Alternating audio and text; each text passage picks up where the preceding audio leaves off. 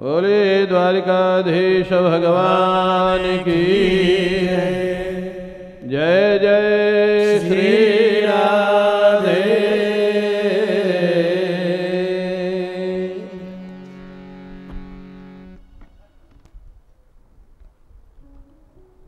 आप लोग थोड़ा प्रेम से जयकारा बोलें। ठाकुर जी का अब तो विवाह की कथा होगी। बोले द्वारिकाधीश भगवान की जय जय श्री राधे।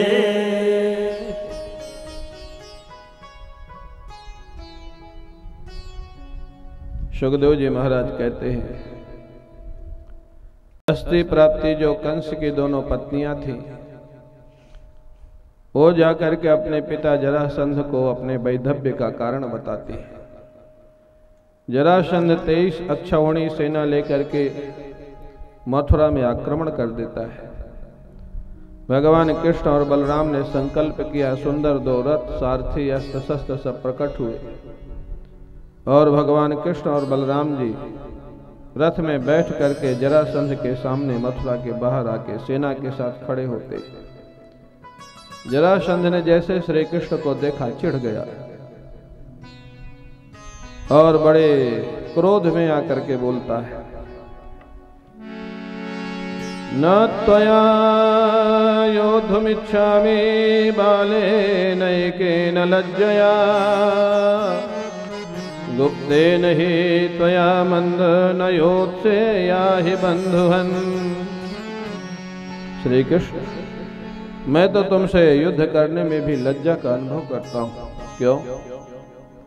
तुमने अपने हाथों से अपने सगे संबंधियों को मारा, अपने मामा को मारा।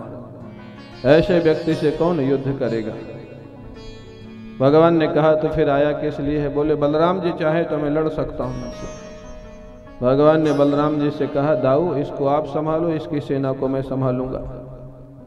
बलराम जी से जरासंध का युद्ध होने लग गया, सेना के साथ श्री कृष्ण का युद्ध होने लग गया। बहुत कठिनाई के बाद बलराम जी ने जरासंध का रथ तोड़ दिया, धनुष तोड़ दिया और जरासंध को पकड़ लिया।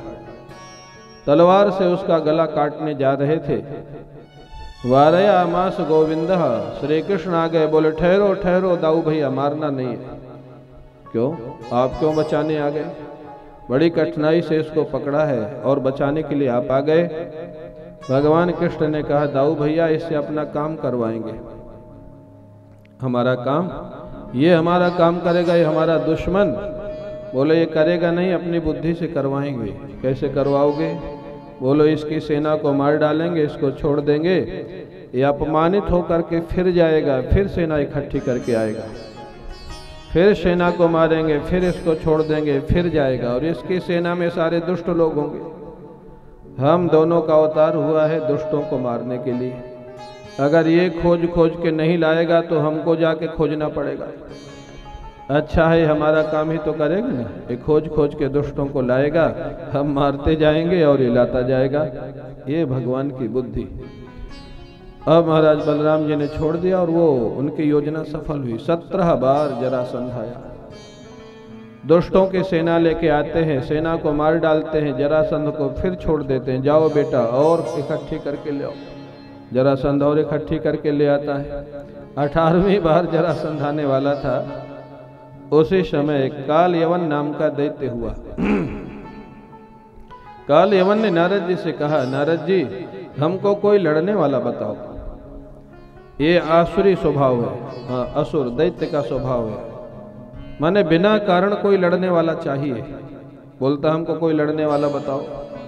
नारद जी ने कहा भाई विचार करेंगे। बोले बताओ नहीं, आप ही लड़ो, हमको तो लड़ना है किसी न किसी से। नारद जी ने कहा अच्छा तुम भी मथुरा चले जाओ, वहाँ श्री कृष्ण नाम के योद्धा रहते हैं, बोले मैं तो जानता नहीं। बोले पहचान मैं बता देता हूँ। पीताम्बर पहनते हैं, बनमाला पहनते हैं, कुंडल पहनते हैं, और उनकी सबसे बड़ी पहचान है वो हमेशा मुस्कुराते रहते हैं। ये सबसे बड़ी पहचान।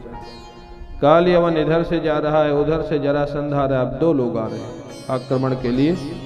भगवान ने देखा ये तो कठिनाई हो जाएगी प्रजा के लिए, एक से मैं लड़ूंगा, दूसरी प्रजा को नष्ट कर देगा। भगवान ने विश्वकर्मा को बुलाया और विश्वकर्मा से कहा, देखो जी, एक रात्रि में समुद्र के अंदर द्वारिका का निर्माण करो,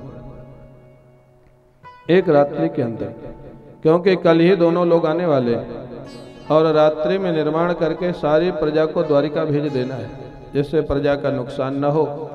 एक रात्रि के अंदर समुद्र के बीच में द्वारिका का निर्माण हुआ, जहाँ कोई मनुष्य न जा सके। कोई सेतु ये तो नहीं बना था, हाँ, पुल वगैरह कुछ नहीं बना, बीच समुद्र में द्वारिका का निर्माण हुआ। सारी प्रजा को महाराज द्वारिका भेज दिया गया। अगले दिन पहले कालयवन आ गया। कालयवन ने ललकारा, अरे भाई, यहाँ कोई कृष्ण नाम का योद्धा रहता है, मैं उससे लड़ना चाहता हूँ। भगवान कृष्ण बिना सारथी के, बिना रथ के, बिना सेना के, नंगे पैर आकर के कालयवन के सामने खड़े हो गए। मैं हूं श्री कृष्ण, बताओ क्या काम है। कालयवन लक्षण मिलाने लग गया। नारद जी ने बताया था सांवरा है तो सांवरा भी है, पीताम्बर पहने, पीताम्बर भी पहने, बनमाला भी पहने, लक्षण तो सारे वही है, मुस्कुरा भी रहा है। लेकिन ये युद्ध करने के लायक तो कहीं से नहीं दिख रहा है। ना सेना है, ना अस्त्र शस्त्र है, ना हथियार है, ना रथ है, ये लड़ेगा कैसे। कालयवन ये विचार ही कर रहा था। तब तक श्री कृष्ण कालयवन को देख के मुस्कुराए और भागने लग गए, बिना लड़े भागने लग गए। कालयवन ने कहा, नारद जी ने लगता है गलत जगह भेज दिया। जो योद्धा बिना लड़े ही भागने लग जाओ, क्या लड़ेगा। अब आगे आगे भगवान कृष्ण, पीछे पीछे कालयवन भागते भागते मथुरा से धौलपुर आ गए। धौलपुर में जहाँ मुचकुंद जी की गुफा बनी है, आज भी बनी हुई है।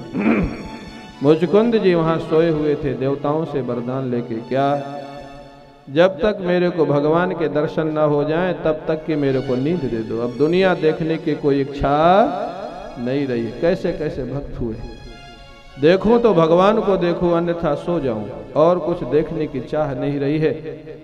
देवताओं ने कहा, हम वरदान देते हैं, भगवान के आने के पहले अगर आपको कोई जगह भी देगा तो आपकी नजर उस पर पड़ जाएगी तो भस्म हो जाएगा, आप आराम से सो जाओ महाराज।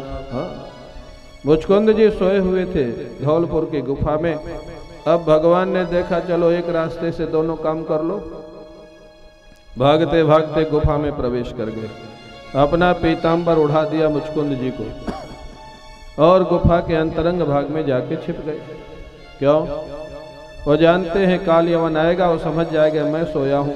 हाँ, और वही हुआ। कालयवन भागता हुआ आया, जैसे देखा पीताम्बर ओढ़ के सोए हुए, इतना क्रोध आया। ऐसा योद्धा बिना लड़े तो भाग गया, और यहाँ आकर के पीताम्बर ओढ़ के सो भी गया इतनी जल्दी। कालयवन को इतना गुस्सा आया, जोर से एक चरण प्रहार किया। महाराज मुचकुंद जी से भगवान तो थे नहीं। मुचकुंद जी की आंख खुल गई, उठ के बैठे। उनकी नजर पड़ते ही कालयवन धू धू कर करके जल गया और राख की ढेरी हो गया। गोविंदाय नमो नमः हो गया महाराज। हाँ, कालयवन तो भस्म हो गया। लेकिन अब मुचकुंद जी सोचते हैं कि ये कौन व्यक्ति था, यहाँ क्यों आया, मेरे को क्यों जगाया। अब ये भस्म हो गया तो बताएगा कौन कि ये कौन था। ये विचार कर रहे थे, उसी समय भगवान कृष्ण अंदर से धीरे धीरे बाहर आए। बाहर आने के बाद मुचकुंद जी के सामने खड़े हो गए। मुचकुंद जी के सामने जब खड़े हुए तो मुचकुंद जी पूछते हैं,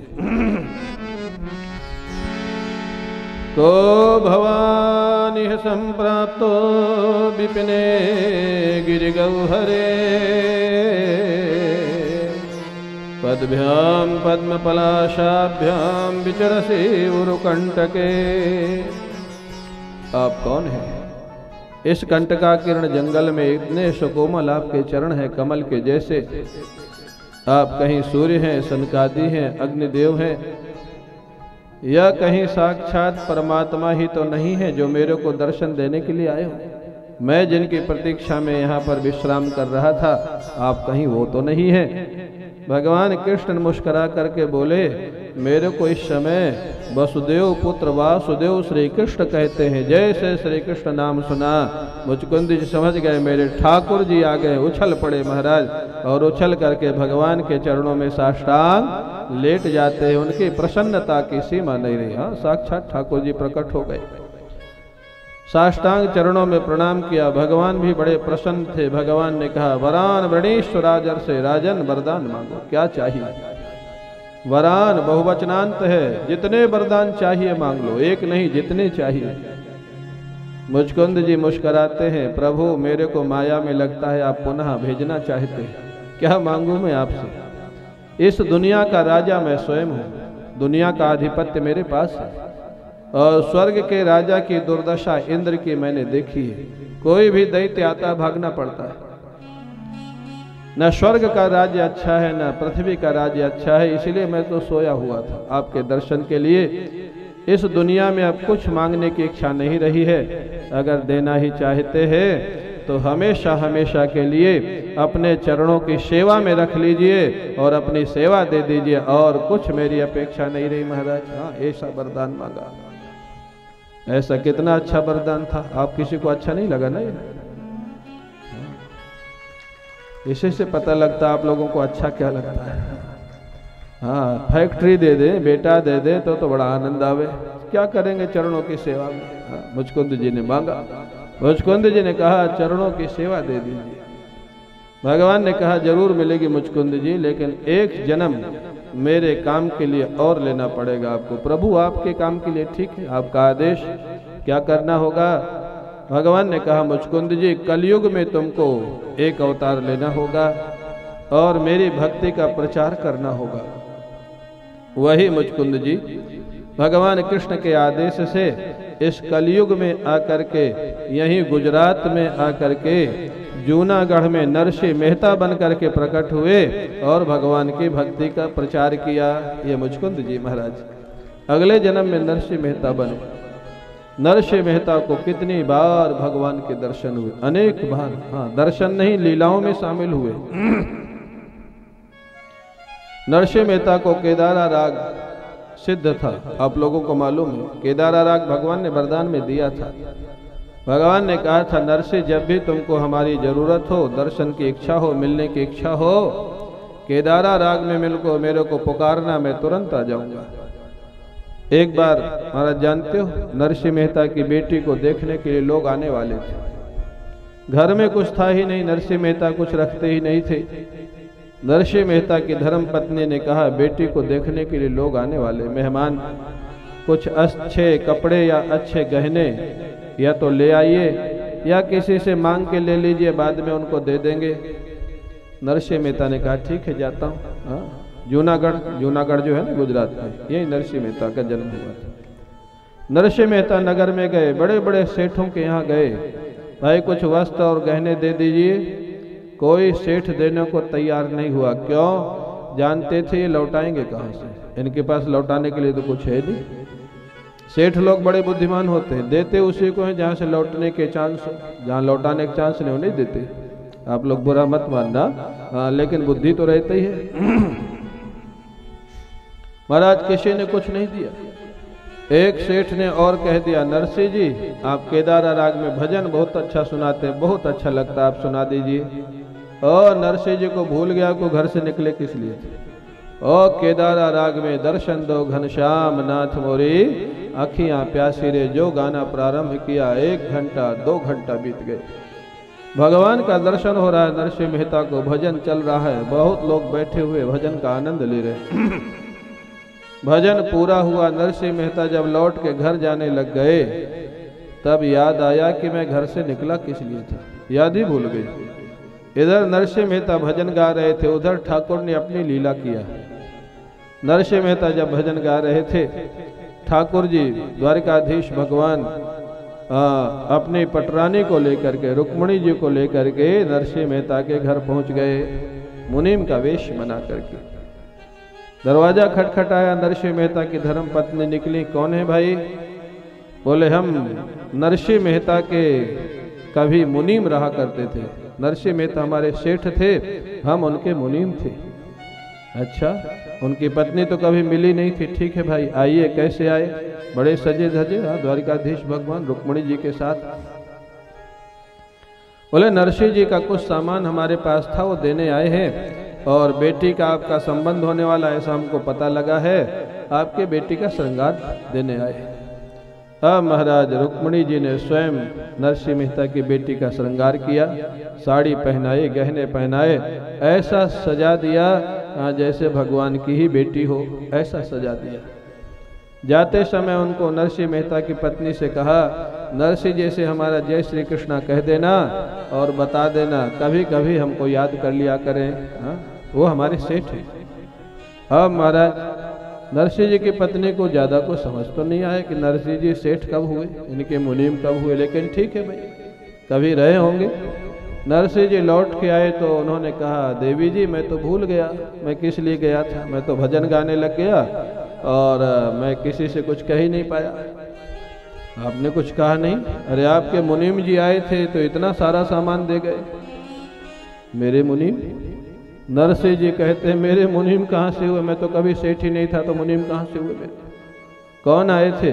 दिखाओ क्या दे गए हैं। जैसे बेटी के शरीर में साड़ी और गहने देखे नरसिंह जी ने, वो पहचान गए, ये साड़ी और गहने तो राधा रानी के श्रीअंग में उन्होंने देखा था। नरसिंह जी की आंखों में आंसू आ गए। मेरे मुनीम नहीं आए थे, मेरे आराध्य आए थे, मेरे ठाकुर आए थे, उन्होंने तुम्हारी बेटी का श्रृंगार किया है। वो मुचकुंद जी महाराज ये नरसिंह मेहता हुए गुजरात में, और नरसिंह मेहता की जो दिव्य भक्ति थी, नरसिंह मेहता के ऊपर गुजराती में एक मूवी बनी है, नानी बाईनू मायरो। बड़ी अच्छी मूवी, मैंने देखा है उसको मंगा के डीवीडी में, अभी भी शायद नेट में पड़ी होगी, आप लोग जो देखना चाहें। रामायण सीरियल में जिसने रावण का अभिनय किया है, अरविंद त्रिवेदी ने, उसने इस मूवी में नरसिंह मेहता का रोल किया है। इतना बढ़िया रोल किया है, देखने लायक है। नानी बाईनू मायरो उसका नाम है, नानी बाई का मायरा। तो वो नरसिंह मेहता इस महाराज गुजरात में हुए, भक्ति का प्रचार किया। भगवान उनको वरदान दे करके आते हैं। इधर जरासंध आ गया था, भगवान सेना को लेकर के फिर भागे। जरासंध ने आक्रमण कर दिया, मथुरा से फिर भागे, अब तो छोड़ के ही भागे।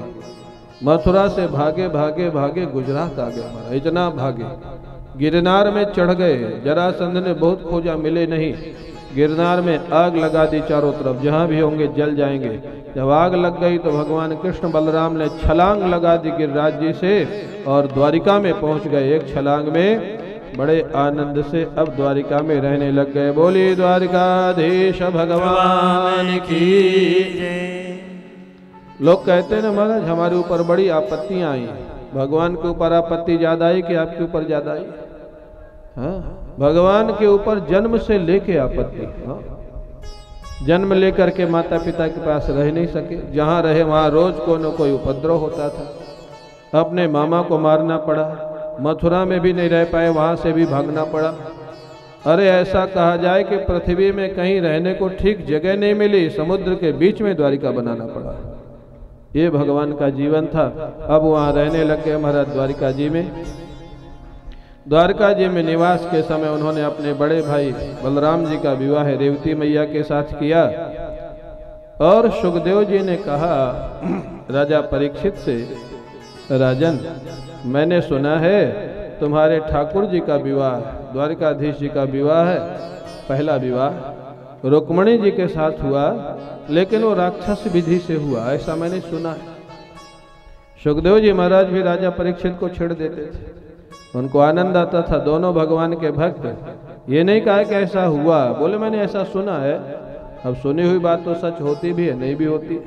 यहाँ पर सुखदेव जी कहते हैं राजा परीक्षित को, भगवान भीष्मक सुताम रुक्मणीम रुचिरानना राक्षसेन विधानेन उपयेम इति श्रुतम। मैंने सुना है। ये राक्षस विधि क्या होती है भाई? माता पिता की अनुमति से जहां अग्नि को साक्षी दे करके सप्तपदी करके लड़का लड़की का विवाह किया जाता है उसको बोलते हैं वैदिक विधि। और माता पिता के बिना अनुमति के लड़का लड़की की इच्छा से जो विवाह कर दिया जाता है उसको बोलते हैं गांधर्व विधि। गांधर्व विधि। और लड़की के बिना इच्छा के जबरदस्ती कोई उसको किडनैप कर ले और जबरदस्ती उससे विवाह कर ले, इसको बोलते हैं राक्षस विधि। तो भगवान ने क्या रुक्मिणी जी को जबरदस्ती हरण किया था?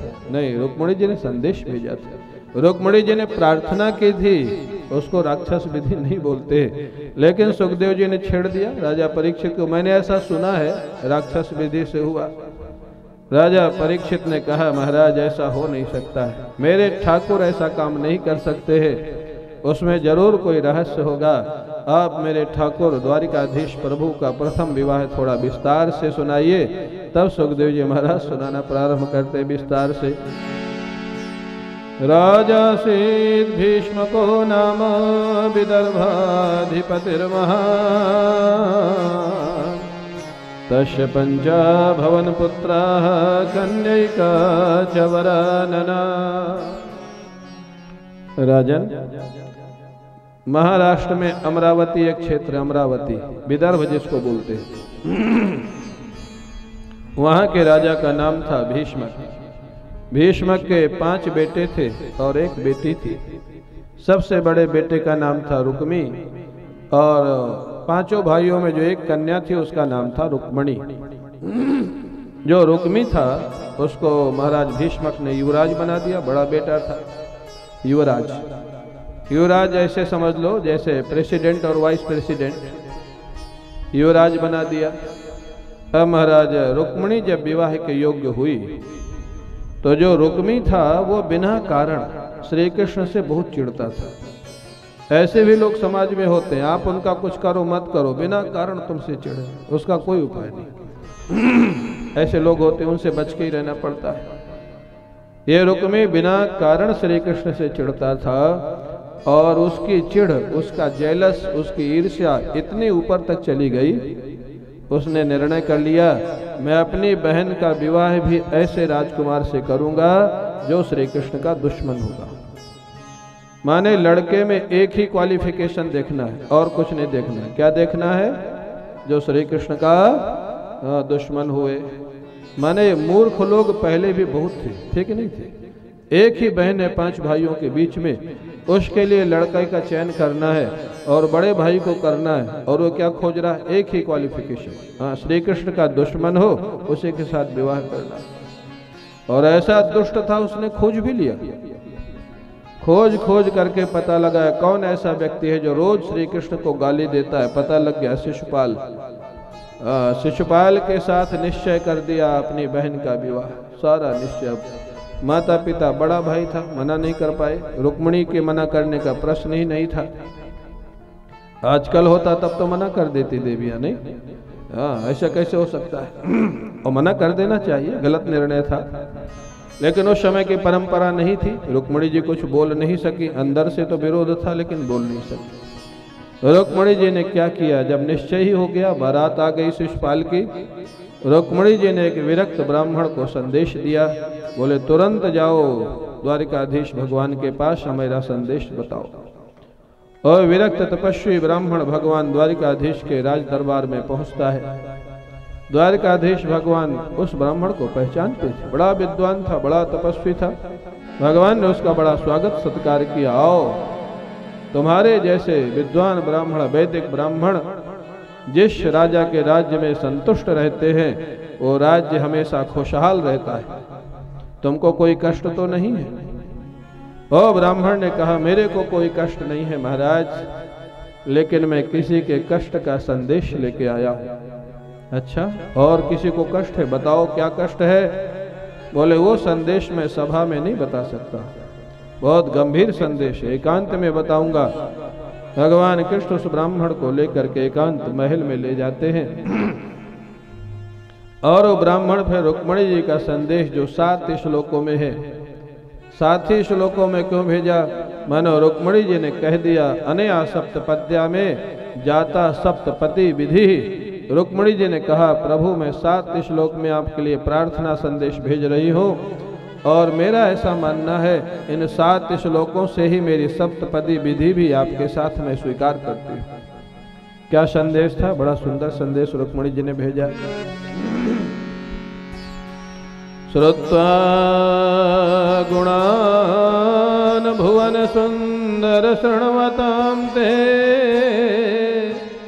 निर्वेश कर्ण विवरैर्हरतोऽङ्गतापम् रूपं दृशां दृश्यमतामखिलार्थलाभम्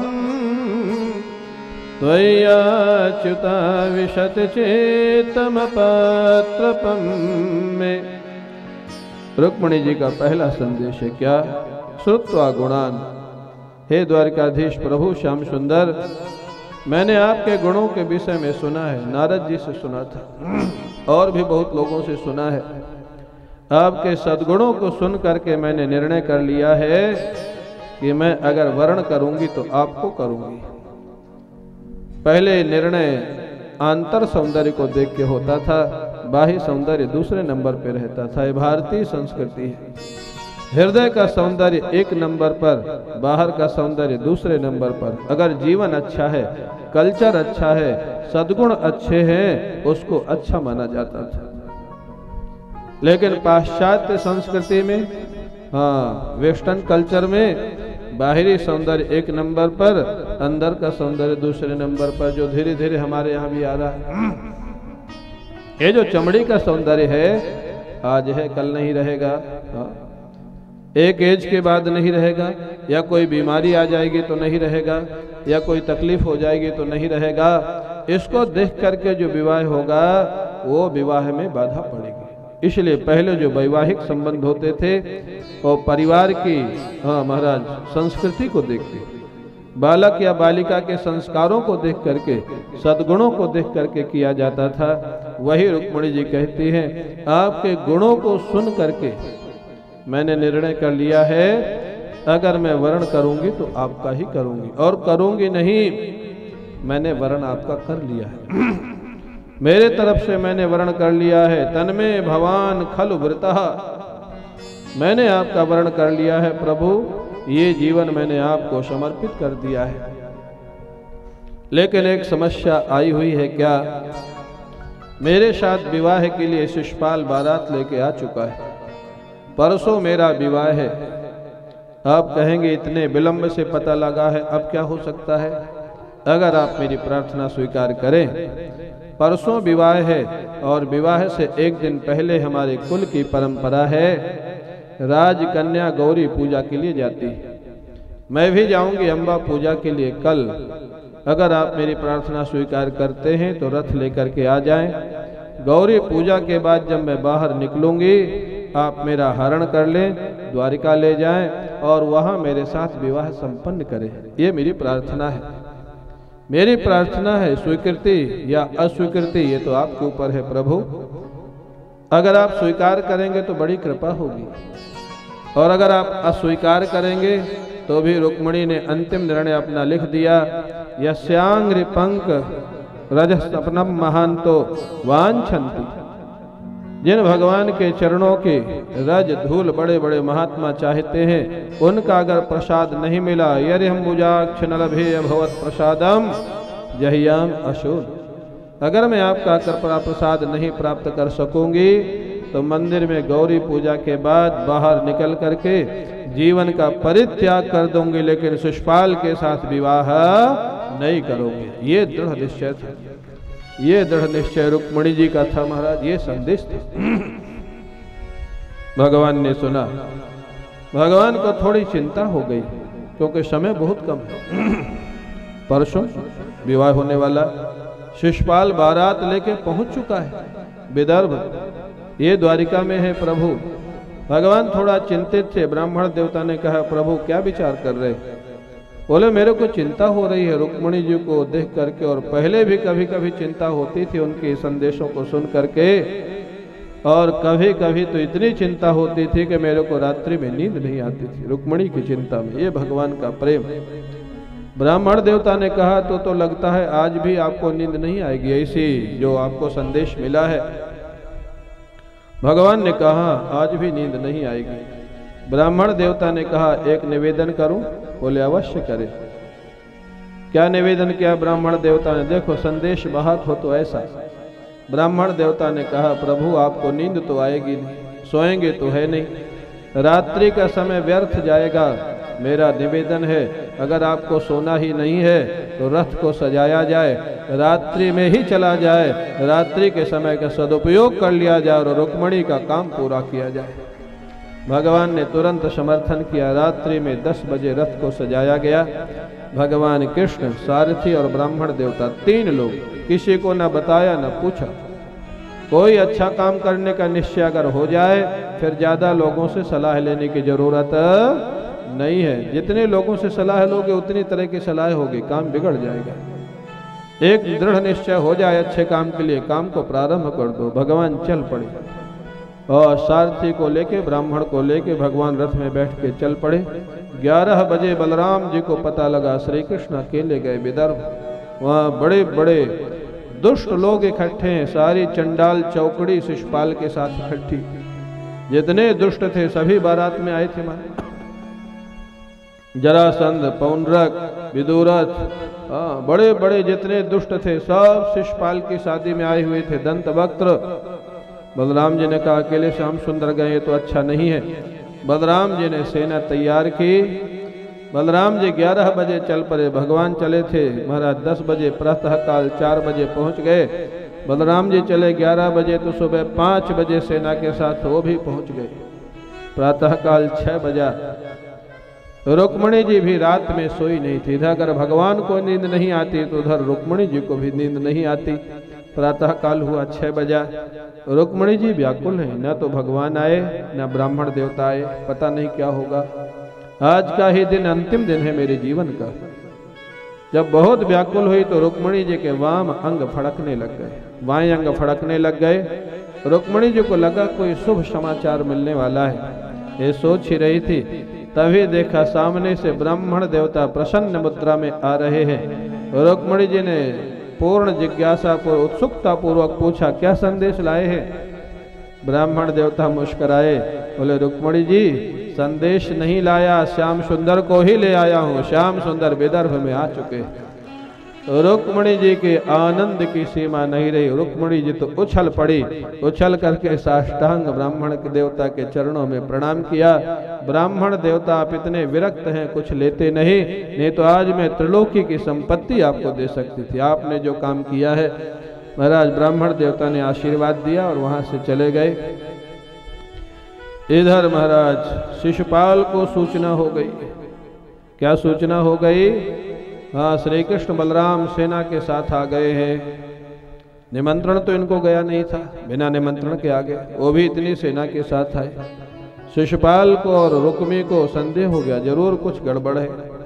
उन्होंने गुप्तचरों को भेजा, जाओ पूछ के आओ ये लोग क्यों आए सेना के साथ। गुप्तचरों ने आकर के प्रणाम किया, महाराज बड़ी कृपा की आप लोग आए, इतना बड़ा उत्सव हो रहा है, लेकिन आपके साथ इतनी सेना आने का उद्देश्य? भगवान कृष्ण तो बड़े कुशल थे इस अवतार में, हाँ, बात को घुमाने में। भगवान कृष्ण ने कहा नहीं कोई खास बात नहीं है, हम लोगों ने कभी इतना बड़ा विवाह देखा नहीं है, देखने के लिए आ गए, रास्ते में कोई परेशान न करे इसलिए सेना ले आए। गुप्तचरों ने बता दिया। शिशुपाल ने कहा इतना सरल नहीं है जितना सरल उन्होंने बोल दिया, जरूर कुछ ना कुछ रहस्य है। हाँ, सुरक्षा बढ़ाओ। महाराज महल की सुरक्षा बढ़ा दी गई। महल से मंदिर, अंबा जी के मंदिर जाने के रास्ते की सुरक्षा बढ़ाई गई, मंदिर की सुरक्षा बढ़ाई गई। भगवान ने देखा कि अगर अभी से झगड़ा चालू करेंगे तो काम रह जाएगा, पहले काम पूरा कर लो, बाद में झगड़ा होगा।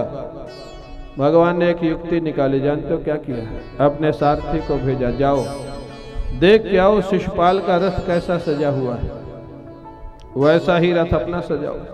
सारथी गया, चुपचाप देख के आया, शिशुपाल का रथ जैसा सजा हुआ था अपना रथ भी वैसा ही सजा लिया। अब इधर महाराज प्रातः काल हुआ, पूजन होने लग गया। शिशुपाल के यहाँ भी वैदिक लोग आए हुए, ब्राह्मण लोग आए हुए, गणेश जी का पूजन हो रहा है शिशुपाल के यहाँ भी।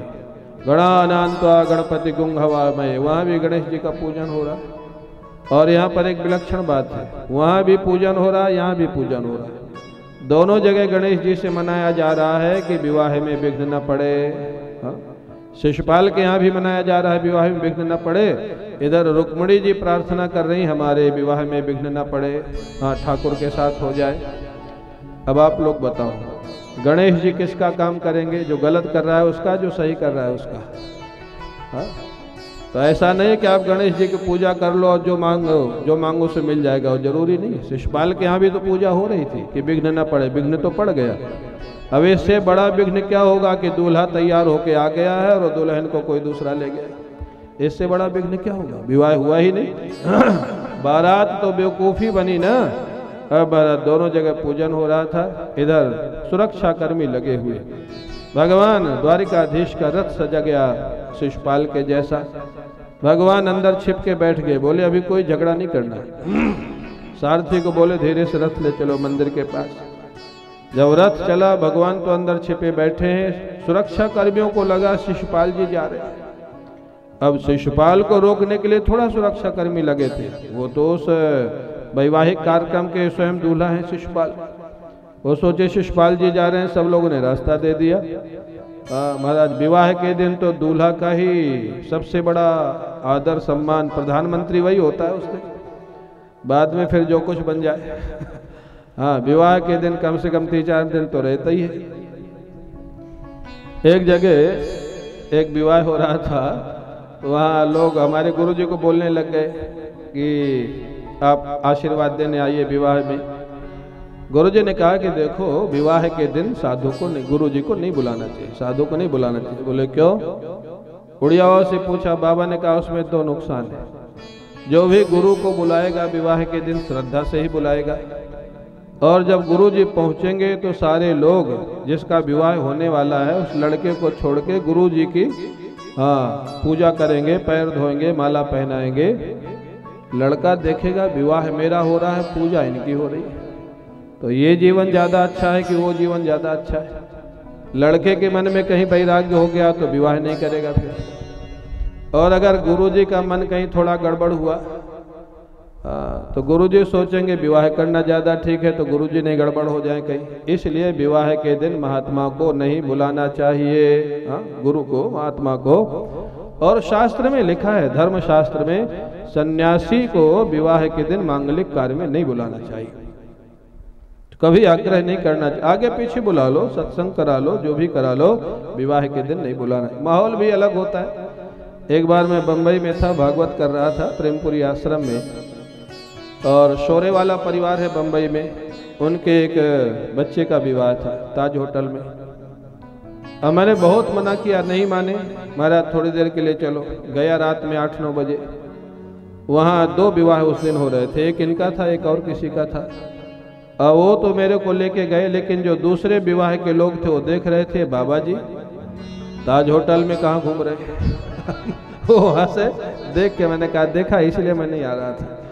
और नेचुरल है, खिलाफ है। वो रात में 9 बजे बाबा जी ताज होटल में घूमे तो देखने वाला क्या सोचेगा, यहाँ क्यों घूम रहे?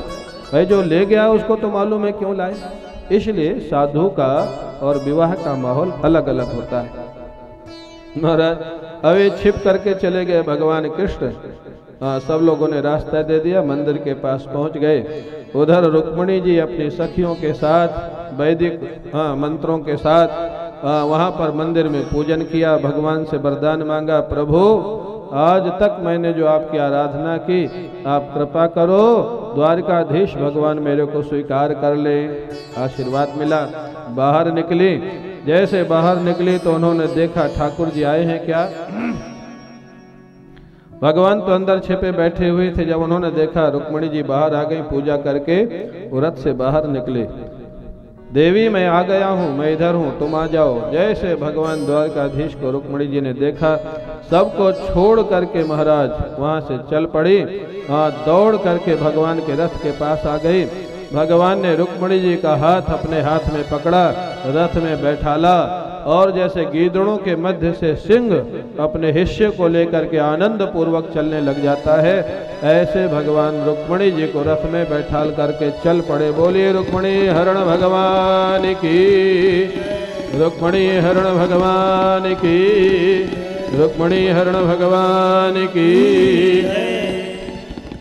अब जोर से शोर मचा महाराज। जब लोगों को पता लगा कि शिशुपाल नहीं थे तो द्वारिकाधीश कृष्ण थे, शोर मच गया, ले गयो ले गयो ले गयो ले गयो। हाँ, शोर मचा। शिशुपाल तो तैयार हो रहा था अपने कमरे में, वो तो दूल्हा था, काजल वाजल लगा रहा था। जैसे शोर मचा ले गयो, हाथ हिल गया और काजल का हाथ अपने मुख में लग गया, मुंह काला हो गया। भगवान के विरोध में जो काम करेगा अपने हाथ से मुंह काला होगा महाराज। हाँ, और शोर मचा, सारे लोग भागे सुरक्षा के लिए। जरासंध इत्यादि बड़े बड़े योद्धा, बलराम जी ने सारी सेना को रोक दिया, मार मार करके पीछे हटा दिया, कोई कुछ नहीं कर सका। इधर जब भगवान कृष्ण उनको ले गए रुक्मिणी जी को, जरासंध लौट के आया। शिशुपाल ने कहा क्या हुआ? जरासंध ने कहा अभी तो कुछ नहीं हुआ। हम लोग पराजित हो गए बलराम जी से, उनके सेना से, लेकिन तू चिंता मत कर शिशुपाल, मैंने हिम्मत नहीं हारी। 18 बार लड़ा, 17 बार हार गया, 18वीं बार जीत गया। ऐसे अभी समय ठीक नहीं है तुम्हारा, जब समय ठीक आएगा फिर युद्ध करेंगे और श्री कृष्ण से रुक्मिणी जी को छुड़ा करके तुम्हारे साथ विवाह करवा देंगे। अभी तो सांत्वना पुरस्कार हो गया, अभी तो कुछ नहीं हो सकता। अब तो शिशुपाल बड़ा दुखी, हाँ, बहुत कष्ट। और उससे ज्यादा कष्ट किसको था? शिशुपाल से ज्यादा कष्ट किसको था? रुक्मी को, जिसने ये प्रस्ताव किया था, जिसने तैयारी की थी। रुक्मी ने कहा कोई कुछ भी कहे, समय खराब है कि अच्छा है, मैं अभी जाता हूँ, देखता हूँ श्री कृष्ण मेरी बहन को कैसे ले जाता है बिना हम लोगों की इच्छा के। और भयंकर हथियार लेकर के रथ में बैठ करके दौड़ता हुआ जाता है। जोर से चिल्लाया, कुत्रयासे स्वसारम में मुसित्वा ध्वांछवद्धवे, ए मेरे बहन के चोर श्री कृष्ण खड़े हो जाओ, तुम्हारी चोरी की आदत अभी गई नहीं। बचपन में तुमने माखन चुराया, चीर चुराया, अब मेरी बहन को चुरा के जा रहे हो, खड़े हो जाओ नहीं तुमको मार डालूंगा। भगवान कृष्ण खड़े हो गए, बोले अच्छा ठीक है, पास में आओ फिर बात करते हैं। जैसे पास में आया महाराज रुक्मी, भगवान कृष्ण के साथ भयंकर युद्ध होने लग गया। भगवान ने उसका धनुष तोड़ डाला, बाण तोड़ डाला, रथ तोड़ डाला। रुक्मी को पकड़ लिया, हाँ, बाल पकड़ करके मारने जा रहे थे, गर्दन में तलवार। रुक्मिणी जी ने हाथ जोड़ा, प्रभु आखिर मेरा बड़ा भाई, और मेरे विवाह के समय अगर ये मारा जाएगा तो लोग यही कहेंगे बहन बड़ी दुर्भाग्यशालिनी थी, बहन के विवाह के समय बड़ा भाई मारा गया, अभी इसको कम से कम मत मारिए। माने रुक्मिणी जी की सहमति तो है कि मारने लायक है, लेकिन अभी समय ठीक नहीं है, बाद में देखा जाएगा, अभी मत मारिए। भगवान मान गए। भगवान ने मारा तो नहीं, लेकिन अपने दुपट्टे से उसके हाथ पैर बांध दिए। हाथ पैर बांध करके रथ के पीछे हिस्से में बांध के डाल दिया और ले चले। बलराम जी सेना से लड़ने के बाद जब आए, उन्होंने श्री कृष्ण से पूछा सब ठीक तो है ना? बोले सब ठीक है। बोले रुक्मिणी जी ठीक है? बोले बिल्कुल ठीक है। बलराम जी ने पीछे देखा, रथ के पीछे रुक्मी बंधा हुआ पड़ा है। बलराम जी ने कहा इसको बांध के क्यों रखा है कन्हैया? ये तो अपना दुश्मन है, भगाओ इसको यहाँ से। कन्हैया ने कहा भगाएंगे जरूर दाऊ भैया, लेकिन अभी नहीं। बोले क्यों? बोले इसको बांध के ले चलेंगे द्वारिका। क्यों, क्या करोगे वहां? बोले जब रुक्मिणी के साथ विवाह होगा तो साले की जरूरत पड़ेगी, ये बुलाने से आएगा नहीं। हाँ, मेरा दुश्मन है, इसको बांध के ले चलूंगा, सारी विधि जबरदस्ती कराऊंगा। भगवान का भी जो नटखटपना था, हाँ, जो लोग बोलते ना गन पॉइंट पे, हाँ, बोले जबरदस्ती सारी विधि कराऊंगा और विधि कराने के बाद इसको भगा दूंगा। बलराम जी बोले कन्हैया तू इतना बड़ा होगा, लेकिन तेरा नटखटपना भी गया नहीं, कोई ऐसे जबरदस्ती थोड़ा विधि कराई जाती है, छोड़ो इसको, भगाओ यहाँ से। महाराज रुक्मी को छोड़ दिया गया। वो बेचारा लज्जा के कारण लौट के नगर में नहीं आया। अगर नगर बसाया अलग से, जिसका नाम था भोजकट, वहां रहने लग गया। इधर भगवान कृष्ण रुक्मणी जी को लेकर के द्वारिका आ जाते हैं। सारी द्वारिका को सजाया गया, केले के खंभे लगाए गए, बंधनवार बनाए गए, चांदी के कलश में सोने के दीप प्रज्वलित किए गए, चौके बनाई गई, सड़क में सुंदर सुगंधित जल का छिड़काव किया गया। हाँ, द्वारकाधीश भगवान का विवाह बड़ा भारी उत्सव मनाया गया। सारे पंडित बुलाए गए, वैदिक विधि के साथ अग्नि को साक्षी दे करके सप्तपदी के माध्यम से श्री द्वारकाधीश भगवान का प्रथम विवाह रुक्मणी जी के साथ संपन्न हो जाता है। बोले रुक्मणी वल्लभ भगवान की, रुक्मणी वल्लभ भगवान की, द्वारिकाधीश भगवान की, द्वारिकाधीश भगवान की। अब महाराज भगवान का विवाह संपन्न हुआ। बड़ा धूमधाम सारी द्वारिका को सजाया गया, बड़ा भारी उत्सव मनाया गया, सबका भोजन कराया गया, वो बैंड, वो शहनाई, वो आनंद होने लग गया।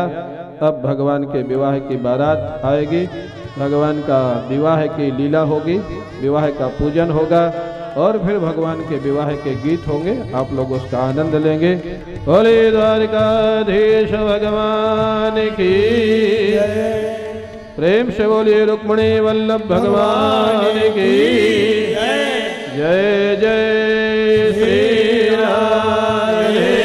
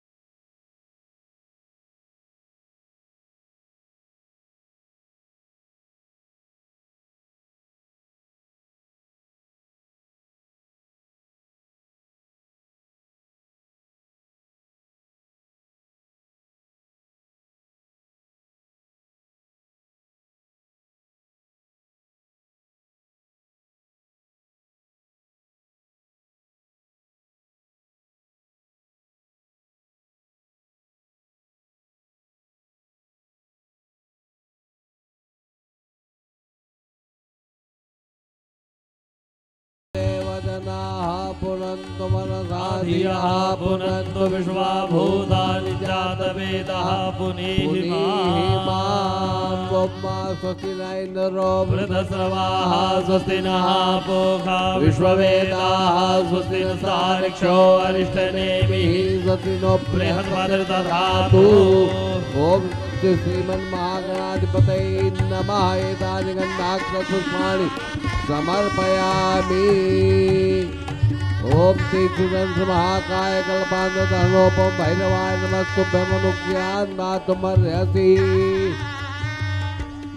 ओम राधा कृष्ण ओम मां कांति निंदित सारदेन्दुर्यत्रैकनो विलसितामसितांग शोभां वृंदावने विकृतया मुनिगांग संगम सैलादा मुकुन्द युगलं तदहं नमामि। ओम मा विष्णु कराटमसि विष्णोः सप्तैतो विष्णोः स्योरसि विष्णो ध्रुवोऽसि वैष्णववत् विष्णवे त्वाश्वेष्यते लक्ष्मीश्य पत्न्या बहोरात्रे पार्श्वे नक्षत्राणि रूपवक्त्रिणो व्याप्तं मायुषं मुंबई खाण सर्वलोकं मयि खाण। भगवते श्री राधा कृष्णाभ्यां नमः। लक्ष्मी नारायणाभ्यां नमः।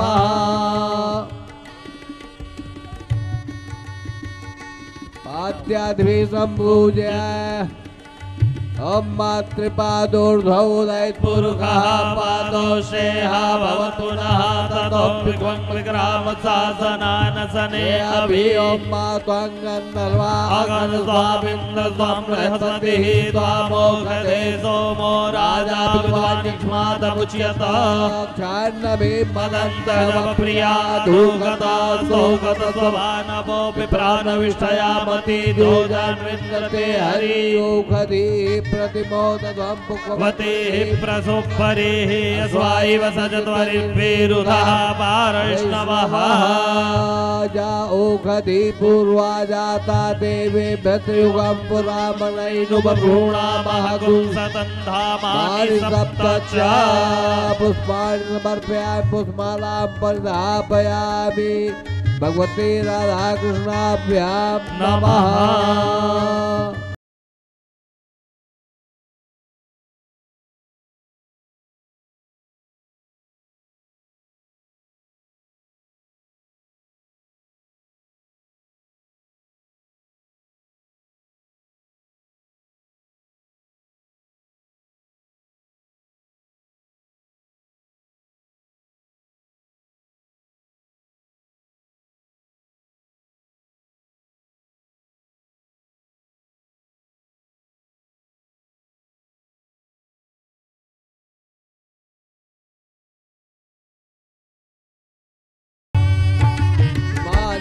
करणीय दृश्याणि समर्पयामि। ओम हिरण्यवर्णां हरिणीं स्वर्णसदां चन्द्रां हिरण्मयीं लक्ष्मीं जातवेदो धूमावह ताम् आवह जातवेदो लक्ष्मीमनपगामिनीं यस्यां हिरण्यं प्रभूतिं गावो त्वपुरुषानहम् अस्मपूर्वां न सुमध्यामस्तिनाथ प्रबोधिनीं श्रियं देवी मुपह्वे श्रीरमादेवी दुष्टां अंसोसुता हिरण्यप्राकारां आर्द्रां ज्वलन्तीं तृप्तां तर्पयन्तीं परमेश्वरं परमवर्णां तामिहोपभये श्रियं चन्द्रां प्रभासां ज्वलन्तीं श्रियं लोके देवदुष्टामुदारां पत्नीं शरणमहं प्रपद्ये लक्ष्मीं नश्यतां तां वृणे। भगवते श्री राधा कृष्णाभ्यां नमः। नमस्करोमि। फुल्लेन्दीवरकान्तिबिन्दुवदनं वरहावतंसप्रियं श्रीवत्साङ्गमुदारकौस्तुभधरं पीताम्बरं सुन्दरं गोपीनां नयनोत्पलार्चिततनुं गोगोपशङ्कावृतं गोविन्दं करवेणुवादनपरं दिव्याग्रभूषं भजे।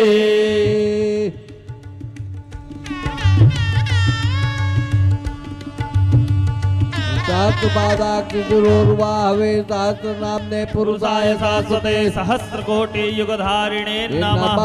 कस्तूरी तिलकं ललाटपटले वक्षस्थले कौस्तुभं नासाग्रे वनमौक्तिकं करतले वेणुकरे कङ्कणं सर्वाङ्गे हरिचन्दनं सुललितं कण्ठे च मुक्तावली गोपस्त्री परिवेष्टितो विजयते गोपालचूडामणिः।